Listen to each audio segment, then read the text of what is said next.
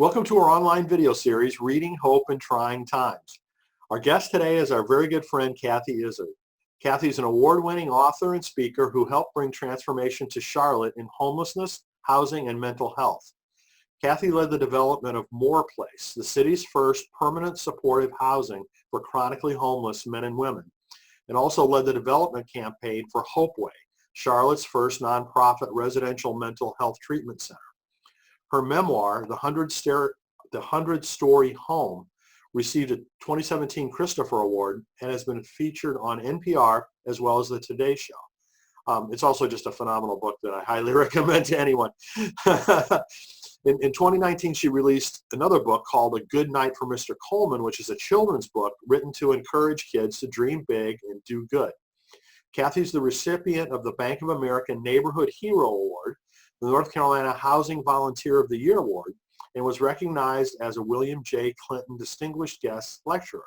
So, Kathy, it's so wonderful to have you with us here today. Thanks, Brian. Great to be here. I love this series that you're doing. Well, thank you. It's been nothing but a pleasure on my part. So I've listened to a couple myself since we all have extra time to listen and walk right now. So thanks for doing it. Oh, excellent. Excellent. Well, perhaps we can start by you sharing some of your thoughts on, this craziness that we're going through right now. It is. It's unprecedented, right? I think I'm right now I'm coping probably like everyone is with FaceTime and Zoom calls, kind of what we're doing now to reconnect with family and friends. I'm trying to limit the 24-hour news cycle to maybe 1 to 2 hours. I walk and listen to music and books on tape. I've been trying to take a lot of wisdom, a lot of reading from other writers' wise words. And I've been trying to write some of my own, although I think it's more challenging to write right now because you're distracted by all these things. I live in Charlotte, North Carolina, and we just last night got our shelter-in-place order, so we'll be staying inside. And I think in some ways maybe authors, we have an advantage because we spend a lot of time alone anyway. So I've been trying to use this time to write, and while I'm working on a book, a second book right now, but I feel like I'm really drawn to the stories of right now. I think maybe that's something, if you're a writer and you're watching this, I think that's something that we could all do right now, is because there's a lot of stories around us, even though it's very dark and oppressive times. I think there's a lot of stories of light and hope. And I think that's what people need right now, some immediate stories of hope. I think that's why it's tough to write my book. I know that's 18 months to 2 years away from ever, getting on a shelf. But right now, I think writing stories of hope and light is something that we can do. And there's all kinds of people around us who are really rising to the occasion right now and doing really remarkable things. And not all of them are storytellers. So I've found myself kind of researching some of these stories, interviewing people and posting them on my blog and social media just to get stories of hope out into the world. Well, that's exciting that you're working on a second book. Well, it is, yeah. It's almost done. It's pretty close. I'm supposed to be kind of in the edit phase of it right now, and then we'll see what happens with it. But it's a story of faith too, and finding faith in the darkness. So it's actually, I wish it was out right now because it might be helpful right now. So yes, I'm sure it would be, but I'm looking forward to it. Maybe you can post some excerpts. I will. I mean, yeah, we'll have time. I can post extra chapters online right now. There you go. So you've gone through, for those of you who haven't read Kathy's book, she's had quite an interesting experience and journey. So Kathy, maybe you can talk a little bit about how God helped you through some of those times. Yeah. Well, if you haven't read The 100-Story Home, it's about how I quit my job in 2007. I was a graphic designer, I was a mother of 4. I was a volunteer in a soup kitchen, and that had led me to helping the homeless just in a volunteer capacity. But I ended up having kind of an epiphany of the idea that, serving soup was really only managing somebody in their homelessness. It wasn't really solving anything. And I ended up quitting my job and going to work for the ministry that I volunteered for. Became in charge of a program called Homeless to Homes, where we were going to move people directly from street to home. And then unbeknownst to me of where it was all leading, I think God knew where it was going, but I didn't. I became in charge of a capital campaign to raise $10 million to build an apartment building for chronically homeless. And it was an unprecedented time, kind of like we're going through now, minus the pandemic, but we had the financial crisis. We were trying to raise those funds in 2008, which, kind of ridiculous to think that you might be able to be leading a capital campaign and raising that kind of money in the worst of times. But it really did bring out the best in so many people. It brought out the best of Charlotte, and we were able to do it. We were able to build that building. So I started writing really only to capture their stories, because it was truly remarkable to me and miraculous that we could get this done. And there were all these small miracles along the way that helped make that possible. And so I started writing them down really just to say, did that all really happen? Was that true? Did I remember that right? And in writing that, I realized how I'd found my own way home through that. And how in housing people and in working with the homeless, I truly found my own way home, because through that process, I found a hope in God. I found faith.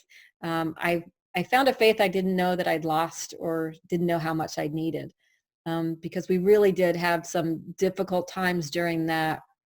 And there's one chapter in particular that I'm really, it was called Crazy or Called. I couldn't figure out if I was crazy that I'd quit my job and tried to do that, if I really was called to some sort of bigger mission that was God driven. And I didn't want to believe that it was some sort of call. I was just trying to think of it as a career change. But I went to go see a minister at our church and trying to talk with her about it, because I think what I believed is that a call was only for ministers or for priests, people who were called to go to divinity school and then to lead. And that's what I was wrestling with, is how could someone like myself, who really at the time didn't even believe in God, why would I be called to this God-led mission? And I was really wrestling with that. So I wrote a lot about that in the book. And I really came to believe that all those things that happened that someone might have written off as a coincidence, to me, they were really God instances in my life, bringing me back. I think I'd given up on religion early in my life. And this was my way of coming back to God, to coming back to faith, to coming back to believing in something much bigger than myself. And there were little signs along the way leading me along the path. And I came to realize it wasn't just me. There was nothing special or chosen about me in 2008 when this all started. I really think this is all of our lives. I think we all are called to a much bigger purpose. And, I don't know how long God was hitting me on the head, trying to get my attention, trying to focus onto the path that I was doing. But through this process and through this project, I rediscovered faith in religion. And through writing, I could really see what happened. I think in writing, we understand our past, and it makes a path for our future. And that's eventually why I got up the courage to publish the book, is I thought, well, maybe there's at least 10 people like myself who have lost faith, who don't even know what they believe anymore. And if they could read my story and see all these miracles and see how they came together, maybe they would start looking for their own sign paths along the way, and it would help lead them to their path. So that's how I got the courage to publish, as I started thinking about people like me who might want to read the book. And that's how I guess I became an accidental author. Although right now I'm very intentionally writing and trying to make writing much more about my future and where I'm going on this path. Well, for what it's worth, my 2 cents worth is you were crazy, and it was a call, and it was a miracle from God in many different instances. So. Yeah, well, you and I have shared a couple of stories about that, about being led to paths we didn't imagine we'd discover. So I think we share that.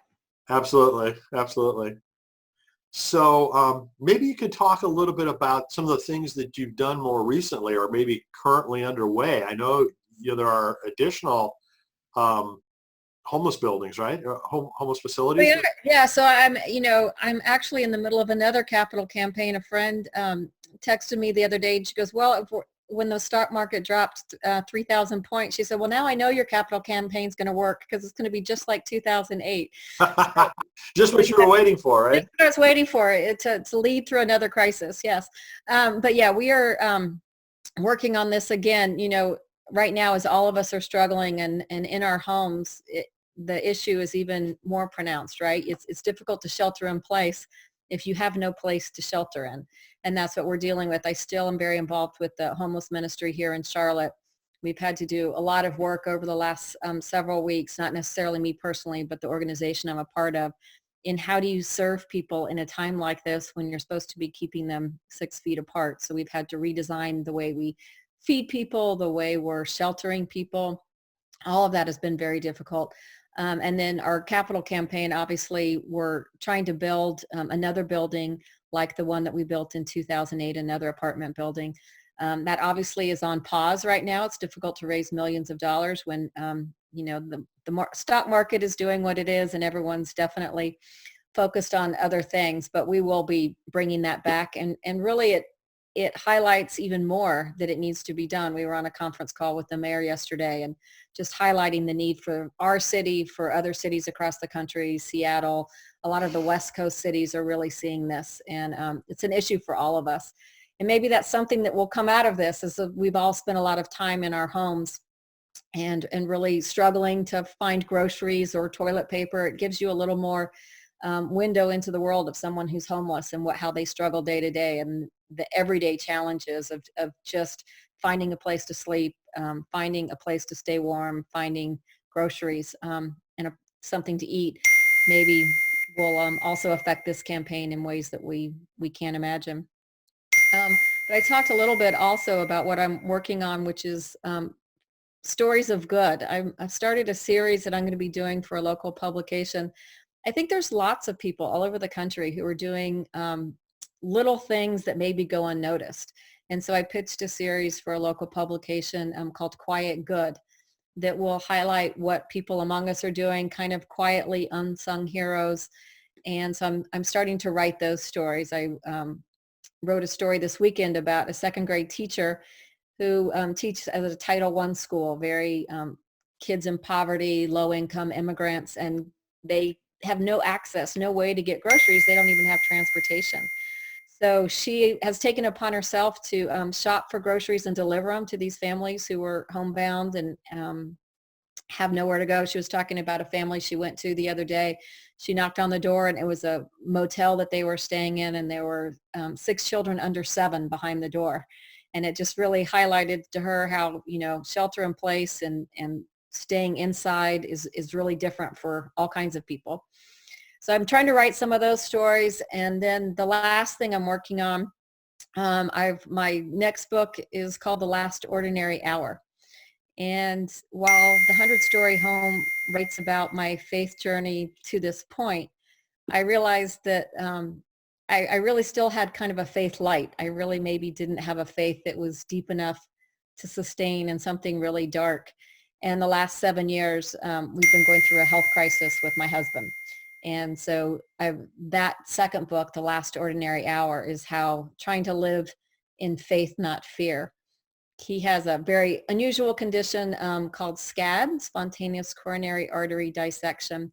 And it's when any artery in his body can split at any time and cause a catastrophic heart attack, stroke, brain aneurysm.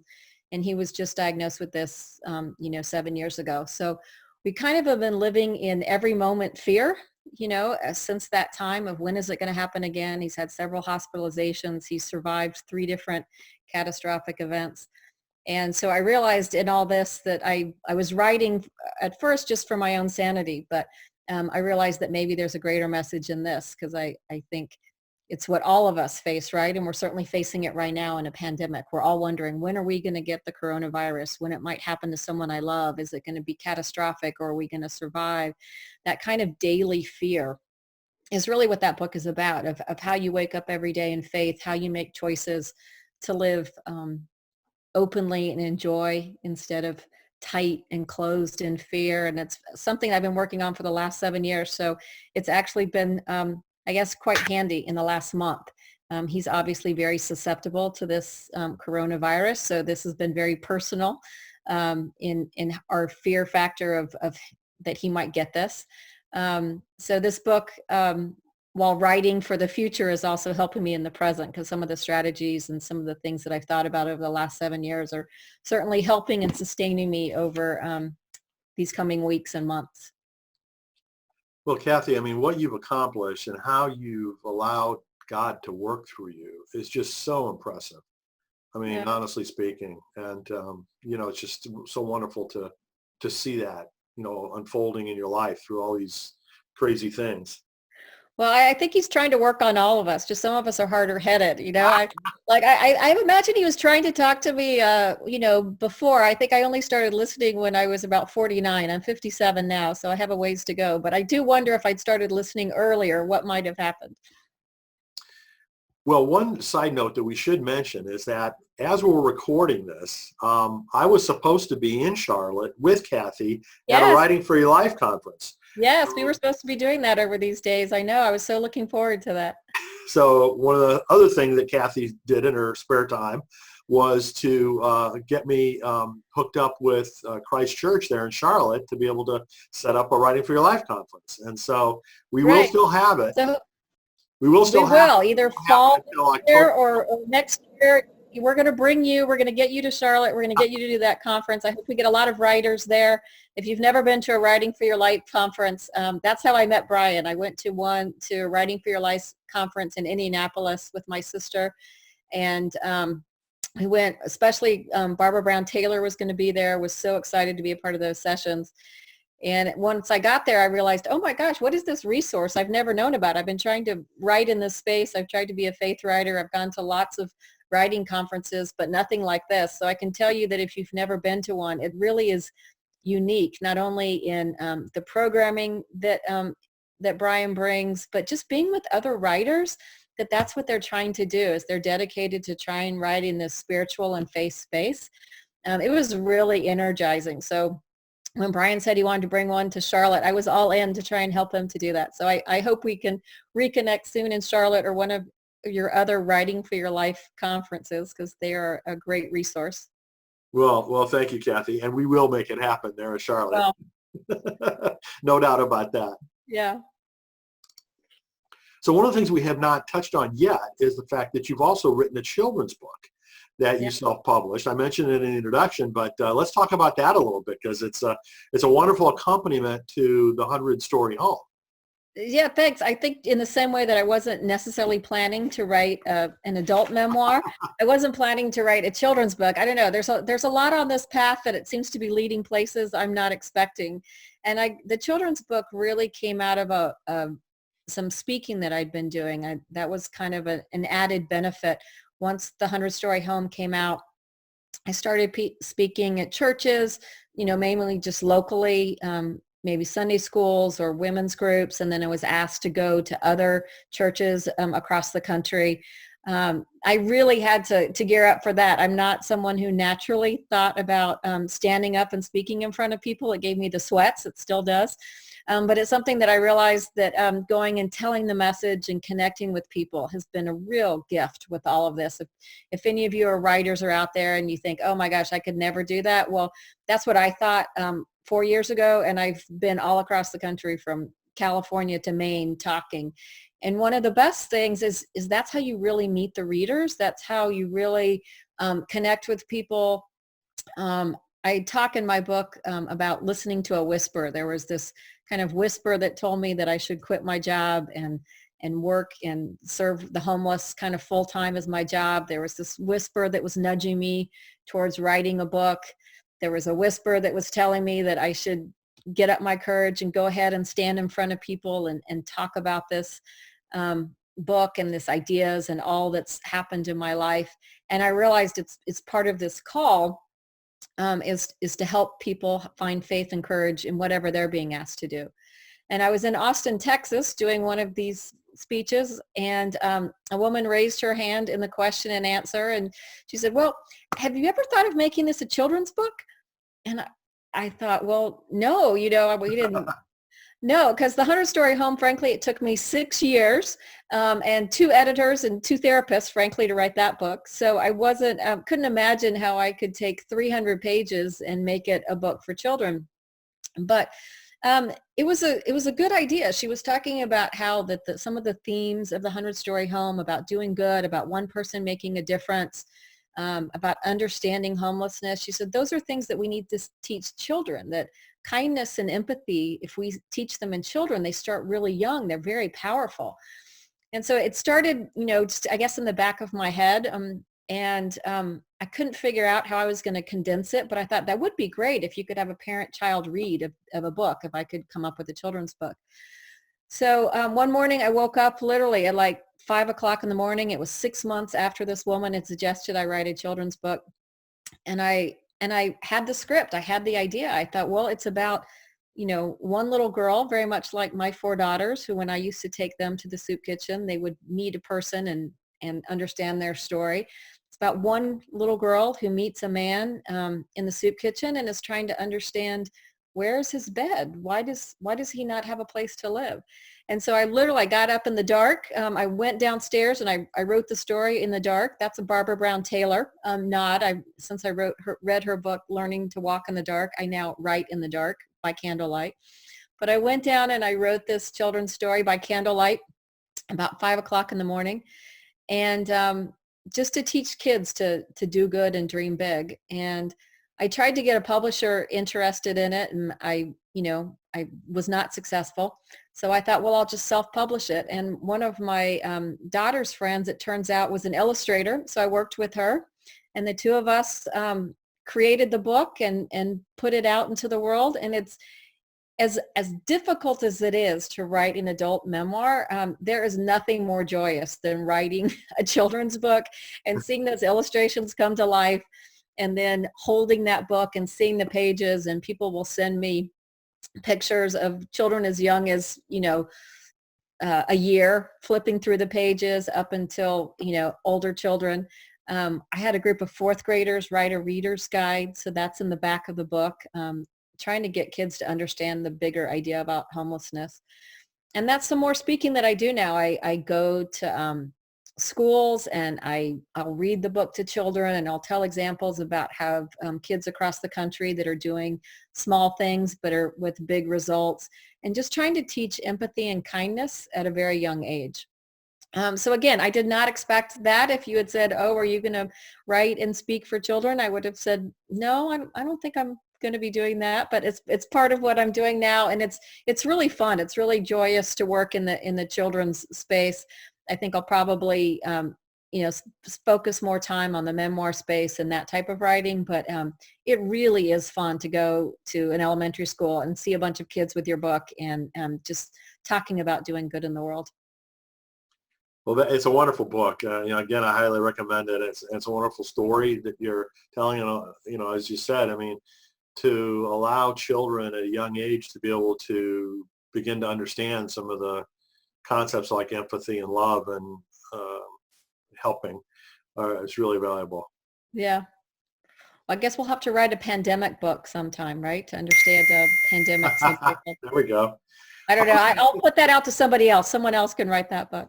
I was kind of thinking maybe we should think about a children's book conference or something like that. What do you think? No, Brian. I think I think you probably know a lot of people who could be there. But yeah, it really is a lot of fun. And working with an illustrator, that's not the norm. I took a very untraditional path. Normally, your publisher picks that. But I have created kind of my own imprint. So when I have projects that someone doesn't want to publish, then I've done the self-publishing as well as the traditional publishing. Well, good for you. An entrepreneur at her best. Yeah. You are as well, Brian, with all of your entrepreneurial conferences and video recordings and Books for Hope, all of it. So, Kathy, I just want to say thank you, a big thank you for joining us today. It's always such a pleasure to speak with you, to hear about all the amazing things that you're doing. So thanks so much for joining us. Well, thank you, Brian. Thanks for this series. I will be listening to it as I go through the next couple of weeks and months, as others will too. So thanks for all you're doing. Excited about some of the authors you have coming up, as well as some of the ones you've already had. So thanks for creating this series. It was a great idea. All right, Kathy. Well, thanks again. All right, thanks.